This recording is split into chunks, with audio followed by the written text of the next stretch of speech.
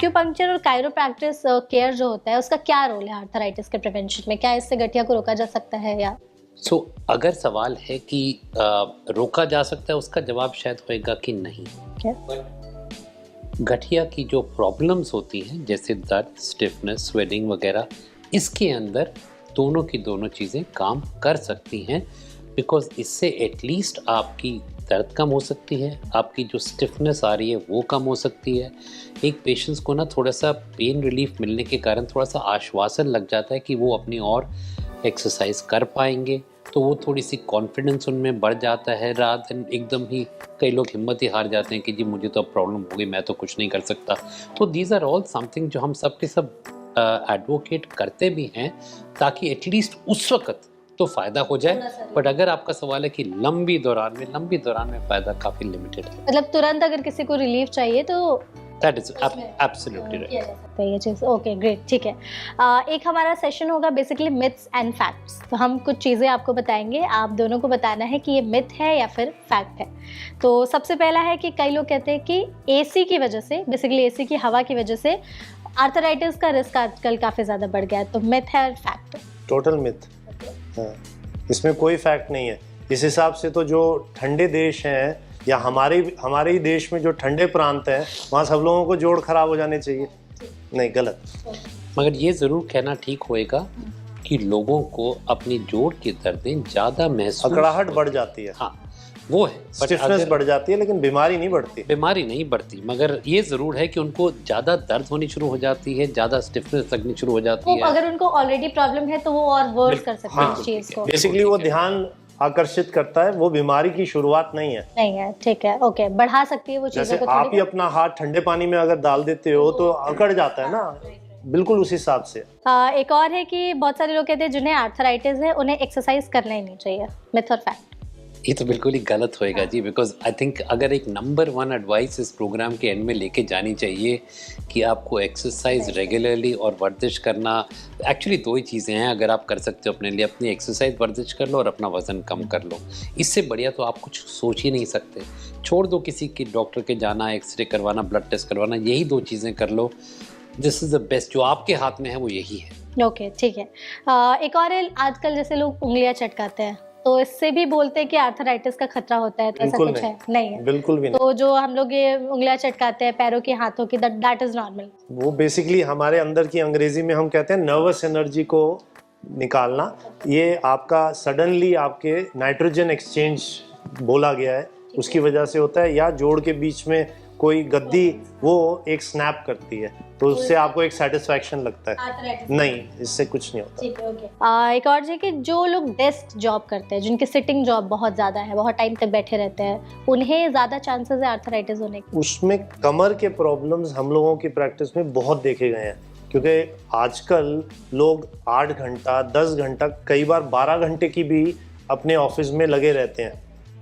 हम लोगों का यही एक सिंपल सजेशन एडवाइस रहेगा, आप बीच में ब्रेक ज़रूर लीजिए। अगर आपकी बहुत लंबे घंटे हैं काम करने के लिए, आपकी कुर्सी अच्छी होनी चाहिए, आपके वर्किंग स्पेस एक सही हाइट पे होनी चाहिए। अगर आप स्क्रीन्स का यूज़ करते हैं, स्क्रीन से मेरा मतलब कंप्यूटर्स, आईपैड, फ़ोन, तो उसकी जो लेवल है वो आँख के लेवल पे होना चाहिए। तो किसी भी कंप्यूटर में नीचे आप लकड़ी का बॉक्स या कुछ किताबें रख दें, जिससे उसकी ऊंचाई आई लेवल पे आ जाए। और बीच बीच में हर कुछ देर बाद आप ब्रेक लीजिए। कई देशों में आजकल हाइब्रिड वर्किंग स्पेस बताई जाती हैं कि आप खड़े होकर भी कुछ देर काम कर सकते हैं।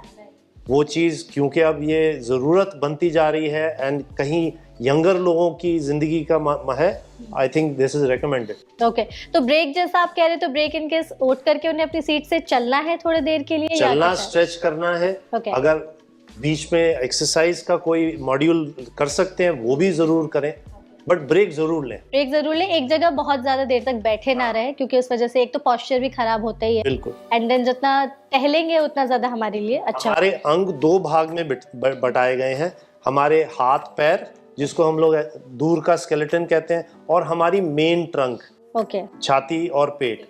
तो हमारे को सोच लीजिए, मुझे एक पेन उठाना है तो मेरा ब्रेन इस मसल को सिर्फ तभी तंग करता है कि भाई करो, लेकिन मेरे ट्रंक के मसल्स, मैं सोया, बैठा, लेटा, खड़ा, कुछ भी पोजीशन हो, वो 24 घंटे काम करते हैं। तो जो डेस्क जॉब वाले लोग हैं उनको अपनी ट्रंक मसल्स को, कोर स्ट्रेंथ को ज़रूर बनानी है, और उसके लिए ये ब्रेक और एक्सरसाइज ज़्यादा ज़रूरी है। ओके, ग्रेट, ठीक है। डेस्क जॉब वालों की बात की हमने, कुछ लोगों की जॉब होती है खड़े ही रहते हैं दिन भर, तो क्या उन्हें ज़्यादा, मतलब जो ऐसे कि बहुत टाइम तक खड़े रहते हैं हर दिन, 4 घंटे, 5 घंटे, 6 घंटे, तो उन्हें है चांसेस आर्थराइटिस होने के? ये स्टडी हो चुकी है जी, कई बार ये स्टडी हो भी चुकी है कि एक्चुअली खड़े होने में कोई नुकसान नहीं है, फ़ायदा ही फ़ायदा है।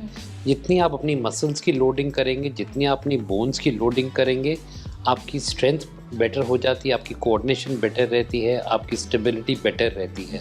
So the stronger your core muscle strength is, काफ़ी चांस है कि जो बाकी के जोड़ों में कम असर आएगा। सो कोई ये बिल्कुल गलत होएगा कहना कि खड़े होकर काम करते हैं तो उनको आर्थराइटिस ज़्यादा होती है। ओके। खड़े होने में कुछ और बीमारियों के चांस बढ़ जाते हैं, जैसे पुलिसमैन, आर्मी मैन, सर्जन्स, इन सब लोगों को जो खड़े होकर बहुत देर काम करना पड़ता है, उनको पैरों की वेन्स का प्रॉब्लम आता है। कई बार उससे लोग मिस्टेक करते हैं, क्योंकि मेरे पैरों में, पिंडलियों में दर्द आ रहा है तो ये मेरे जोड़ की प्रॉब्लम है, वो एक अलग कैटेगरी का प्रॉब्लम। लास्ट वन होगा कि ये बेसिकली औरतों से रिलेटेड है, जो लोग हील्स पहने रहते हैं, मैंने भी पहना हुआ है इनफैक्ट, तो हमें मतलब दिन भर हम हील्स पहन के रह रहे हैं ऑफिस में, हैवी बैग्स कैरी करते हैं, आजकल जो शोल्डर बैग्स हमारे आते हैं वो एक साइड पे पूरे टाइम हम कैरी किए रहते हैं, तो क्या इससे कुछ चांसेस है आगे चलकर आर्थराइटिस या कुछ भी जॉइंट से रिलेटेड प्रॉब्लम होने की?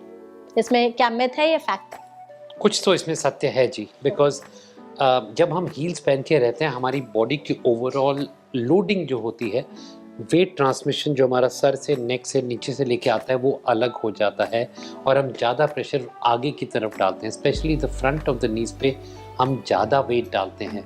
हमारी पाँव की पोजीशन भी ऐसी हो जाती है कि हमारी काफ मसल कॉन्ट्रैक्ट कर जाती हैं, छोटी हो जाती है, तो हमारी क्षमता कि पाँव ऊपर की तरफ आ सके कम हो जाता है। सिमिलरली जब आप अपने बैग, आप centrally, everything is central G, body के अंदर ना जितना आप wait distribution along the axis डालोगे उतना बेटर रहेगा। जैसे मैं बैठा हूँ तो अगर मैं सीधा बैठा हूँ तो मेरा वेट बिल्कुल सेंट्रल एक्सिस में जा रहा है, जैसे ही मैं ऐसे करके बैठ गया मेरा वेट डिस्ट्रीब्यूशन ही इम्पॉर्टेंट। सिमिलरली बैग को जब भी मैं ऐसे करूँगा, मैं हमेशा एक तरफ को होके करूँगा। जब भी मैं एब नॉर्मल लोडिंग करूँगा मेरे बॉडी में, हालांकि ये कहना सत्य होएगा कि मैं रोज़ रोज़ तो ना करने वाला हूँ, but it's just a loading pattern कि एक साइड की मसल थोड़ी सी तंग करनी शुरू कर देंगी। सो बेटर है अगर आप सेंट्रलाइज डिस्ट्रीब्यूशन रखें, प्रॉपर वेट डिस्ट्रीब्यूशन रखें, फ्लैट प्लेटफॉर्म पहन लीजिए। Platform is actually much more useful. आप अपने आप, I think most ladies understand कि प्लेटफॉर्म के साथ वो काफ़ी टाइम निकाल लेती हैं, हील्स के साथ स्पेशली, और पाँव ना पूरा का पूरा प्रेशर आगे की तरफ चले जाता है। हाँ, तो आपने जैसे हैंडबैग्स की बात की कि हमारा जो वेट डिस्ट्रीब्यूशन है, तो जो मजदूर, तो मेगा हैंडबैग्स और शोल्डर बैग, आपने पर्स का जो एग्जांपल अभी लिया, आजकल अगर आप देखें आपका लैपटॉप भी उसी में है। हाँ, एग्जैक्टली, आपकी शायद पानी की बोतल भी उसी में है, हो सकता है कुछ और चीजें भी उसी में होंगी। हम लोगों ने एक किया था एक जनरल चेक, लेडीज बैग या लोगों के शोल्डर बैग 7 किलो से 11 किलो तक पहुंच जाते हैं। तो अगर आप वो चीज़ एक तरफ लोड करके, और ये चीज़ तो कई घंटों के लिए, जो मार्केटिंग जॉब्स में है वो तो बहुत देर तक बाहर रहते हैं, तो इस चीज़ को करेंगे तो आपको एक साइड का सिवियर पेन्स एंड एक्स आने शुरू होंगे, जिसको हम लोग मेडिकल भाषा में ट्रिगर स्पॉट्स कहते हैं। लोग कहते हैं जी हमारी पीठ पे गिल्टियाँ हो गई हैं, परिवार ने हाथ लगाया था तो वहाँ गिल्टी महसूस होती है, बहुत दिक्कत है, कोई गड़बड़ तो नहीं, वो बेसिकली मसल बुरी तरह से क्रैम्प में चला जाता है। So do it in moderation. अगर आपका काम ऐसा है कि आपको हैवी लेके जाना है, जो स्ट्रॉली टाइप की कोई चीज़ रख लीजिए।